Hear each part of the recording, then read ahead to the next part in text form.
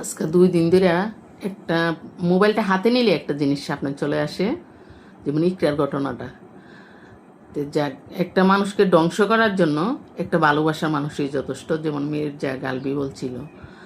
তা আল্লাহ, ওর উচিত হয়নি আত্মহত্যা করার। আর মানুষে নানান কথা বলতেছে, কেন করছে, কি কারণে করছে। তো ও প্রচণ্ড ভালোবাসছে আলবিরে, কিন্তু আলবি কখনো ওরে ভালোই বাসে নাই। যদি ভালোবাসতো, ওর বউর জন্য দুনিয়ার জেল ফাঁসি যাই হোক ও ছুটে আসতো। এমন এমন কোনো দেশ নাই ও যে 2-4 ঘন্টার মধ্যে আসতে পারবে যে দেশে আছে। অন্য কোথাও দূরে থাকলে ইটালি, যেমন সুইজারল্যান্ড, ওই সব দেশে তা আসতে অনেক সময় নেই। এ টাইমে আসতে পারতো না। তো যাক, ও আসবে না। ও তো ভালোই বাসে নাই, এটা প্রমাণ করে দিছে।